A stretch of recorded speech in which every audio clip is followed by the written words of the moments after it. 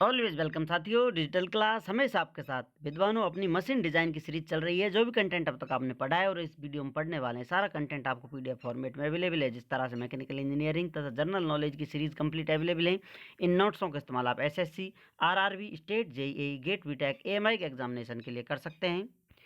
इससे पिछली वीडियोज में साथियों हमने केटी और केएफ के बारे में जाना था, किस प्रकार से इनका बिहेवियर होता है, और मटेरियल देखा जाए किस प्रकार का मटेरियल है, किस प्रकार की उसकी प्रॉपर्टी है, तो किस प्रकार से उसमें जो लोड लगा हुआ और वेरिएशन देता है, किस प्रकार का बिहेवियर देखने को मिलता है, कब आप काम चला सकते हैं, कब आप काम नहीं चला सकते। स्टैटिक लोड लगा हुआ है तो कोई प्रॉब्लम नहीं है। यदि अब लोड मटेरियल की प्रॉपर्टी बदल दी जाए या कहा जाए लोड का नेचर बदल दिया जाए तो क्या इफेक्ट देखने को मिलता है। अब मटेरियल आपका सेम है, डक्टाइल मटेरियल पहले भी था, अभी भी था, लेकिन यहाँ पर तेरा गम मेरा गम तेरा गम, इस प्रकार से असमंजस से बैठाकर काम चलाना पड़ेगा मटेरियल से, अन्यथा आपका काम मटेरियल नहीं कर पाएगा, या फिर मटेरियल का आप ठीक से ध्यान नहीं रख पाएंगे, मटेरियल फेल हो जाएगा, ब्रेक हो जाएगा। Ductile materials under fluctuating load, effect of stress concentration is considered as the strength of material is reduced due to stress concentration under fluctuating load. जैसा आपको पिछली वीडियो में बताया था, इस प्रकार की स्ट्रेस कंसंट्रेशन बना हुआ हो, इस पर कांस्टेंट लोड लगाया जाता है तो यहाँ पर स्ट्रेस रिडिस्ट्रीब्यूट हो जाते हैं, रिडिस्ट्रीब्यूशन ऑफ स्ट्रेसेस देखने को मिलते हैं, जिससे मटेरियल आपका फिर भी बना रहता है। लेकिन इसमें फ्लक्चुएटिंग लोड लगाया जाए बार बार तो इतना मैक्सिमम स्ट्रेस नहीं झेल पाएंगे, पहले इसमें क्रैक या दरार आने लगेगी, मटेरियल आपका फेल हो जाता है। तो यहाँ पर वही कंडीशन देखने को मिल रही है आपको। आपने क्या किया है, यहाँ पर लोड को फ्लैक्चुएट कर दिया है तो आपको इफेक्ट देखने को मिलेंगे। स्ट्रेंथ ऑफ मटेरियल, या कहा जाए स्ट्रेंथ है जितनी मटेरियल की, उससे पहले ही मटेरियल फेल हो जा रहा है, क्योंकि स्ट्रेस कंसंट्रेशन की वजह से। अंडर फ्लक्चुएटिंग लोड लगा रहे हैं आप, बार बार वेरिएशन दे रहे हैं लोड में, तो अब आपका मटेरियल पहले ही फेल हो जाएगा, जितना यहाँ पर मैक्सिमम लिमिट तक जा सकता था। तो यहाँ पर हम स्ट्रेस कंसंट्रेशन को नेग्लेक्ट कर कर चल रहे थे, क्योंकि रिडिस्ट्रीब्यूशन हो रहा था, और यहाँ पर हम कंसिडर कर कर चल रहे हैं, क्योंकि स्ट्रेंथ कम हो जा रही है मटेरियल की। अब यदि मटेरियल को चेंज कर दिया जाए, ब्रिटल मटेरियल हो, तो यहाँ पर जरूरी कंसिडर किया जाएगा। Effect of stress concentration is considered, यहाँ पर भी कंसिडर करने होंगे, क्योंकि मटेरियल डायरेक्ट धोखा दे जाता है, यहाँ आपको इंडिकेशन भी नहीं देता कि हम फेल होने वाले हैं, झटका देकर चला जाएगा।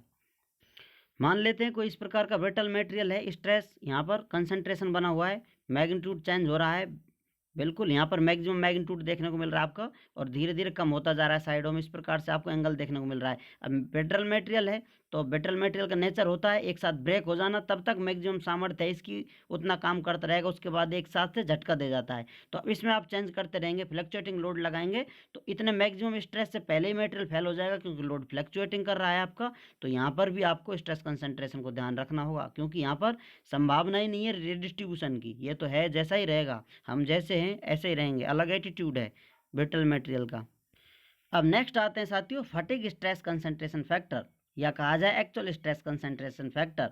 किस प्रकार से हमने देखा केटी और केएफ की वैल्यू में किस प्रकार से वेरिएशन आता है, तो वो सब बताया था। Experiments have shown that the actual stress concentration factor in fatigue KF is less than Katie.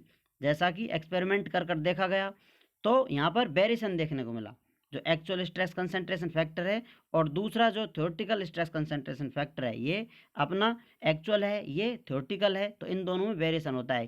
KF की वैल्यू कम यहाँ पर मिलती है हमको देखने को, क्योंकि ये एक तरह से थ्योरेटिकल डाटा से काम चलाता है, जबकि एक्चुअल प्रैक्टिकल करने पर ये प्राप्त होता है। एक्चुअल बिहेवियर में आपको कुछ कम वैल्यू देखने को मिलती है। जो एक्चुअल स्ट्रेस कंसंट्रेशन फैक्टर है आपका, या फटीग स्ट्रेस कंसंट्रेशन फैक्टर है, इसीलिए एक्चुअल या फैटिग बोल सकते हैं आप इसको, क्योंकि आप फ्लक्चुएटिंग लोड लगा रहे हैं, तो एक्चुअल या फटीग स्ट्रेस कंसंट्रेशन फैक्टर है। It depend on the size of the stress concentration and the material, ये किस पर निर्भर करता है, डिपेंड करता है साइज पर, मटेरियल की साइज कितनी है। आपने जो स्पेसिमेन लिया था, हो सकता है साइज छोटा हो, उसका कुछ वेरिएशन होते हैं, उसमें बहुत कुछ देखने को मिलता है, और आप एक्चुअल में कुछ चेक कर रहे हैं तो डाटा आपका अलग होगा। तो इस प्रकार से इन दोनों में अंतर देखने को मिलता है, और मटेरियल पर भी डिपेंड करता है। आप हो सकता है स्टील इस्तेमाल कर रहे हैं, कहीं आयरन इस्तेमाल कर रहे हैं, कहीं एल्यूमिनियम इस्तेमाल कर रहे हैं, तो वैल्यू अलग अलग देखने को मिलेगी। और जो के एफ है, फटीग स्ट्रेस कंसंट्रेशन फैक्टर है, एक्चुअल स्ट्रेस कंसंट्रेशन फैक्टर, ये कैलकुलेट किया जाता है केटी से, केटी का भी इसमें इस्तेमाल किया जाता है, और नॉच सेंसिटिविटी फैक्टर, जिसको क्यू से एक्सप्रेस करते हैं। इन दोनों से यहाँ पर के एफ की वैल्यू हम ड्राइव करते हैं या निकालते हैं, इनका रिलेशन देखकर हम पता लगाते हैं के एफ की वैल्यू कितनी होगी, किस प्रकार से रिलेटेड इनसे पाया जाता है। अब जान लेते हैं साथियों नोच सेंसिटिविटी फैक्टर क्या होता है। जैसा कोई मटेरियल है आपका, इस मटेरियल में किस प्रकार से आप हॉल करते हैं, क्रैक कर देते हैं, स्ट्रेस कंसंट्रेशन बना हुआ है, इनसे कितना इफेक्टिव इफेक्ट देखने को मिल रहा है यहाँ पर किसी मटेरियल में, क्या किस प्रकार से अफेक्ट कर रहे हैं ये मटेरियल को। तो जो सेंसिटिविटी है, मटेरियल हॉल करने से कुछ चेंज आ रहा है या नहीं आ रहा है, स्ट्रेस कंसंट्रेशन बना हुआ है, इससे कुछ मटेरियल के बिहेवियर में चेंज आ रहा है या नहीं आ रहा है, आ रहा है तो कितना आ रहा है, नहीं आ रहा है तो किस प्रकार से नहीं आ रहा है, या मटेरियल में आप कुछ एक्स्ट्रा ऐड कर दें, हॉल क्रैक बना दें, तो किस प्रकार से मटेरियल का बिहेवियर देखने को मिल रहा है। तो इसे पढ़ने के लिए, समझने के लिए नॉच सेंसिटिविटी फैक्टर इस्तेमाल किया जाता है, या ये वैल्यू हमें बता कर देता है किस प्रकार से मटेरियल सेंसिटिव है इनसे।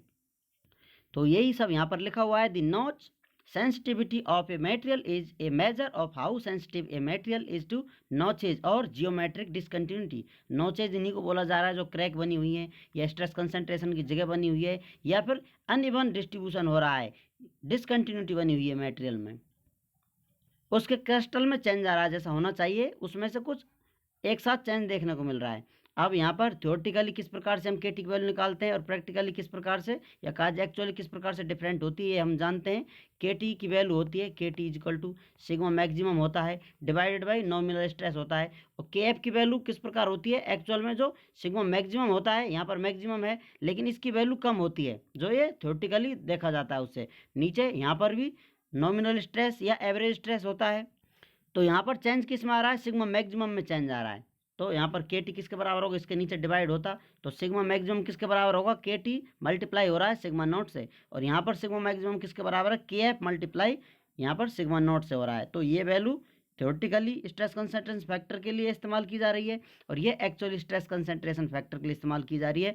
इन दोनों में सिग्मा मैक्सिमम में अंतर आ रहा है। तो इस प्रकार से थ्योरेटिकली डाटा ये होगा आपका, और एक्चुअली डाटा आपका ये होगा। प्रैक्टिकली कहा जाए या फटिग स्ट्रेस कंसंट्रेशन आप ले रहे हैं, इस्तेमाल कर रहे हैं, तो ये आपका डाटा अलग देखने को मिलता है।